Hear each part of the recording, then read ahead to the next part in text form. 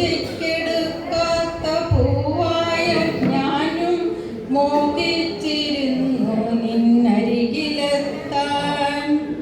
മണമില്ല മധുവില്ല പൂജയ്ക്കെടുക്കില്ല, താനേ വളർന്നൊരു കാട്ടുപൂവാണു ഞാൻ. ചിതറിത്തെറിക്കുന്ന ചിന്തകളിൽ എപ്പോഴും നിന്റെ ഈ പുഞ്ചിരി ഒന്നു മാത്രം.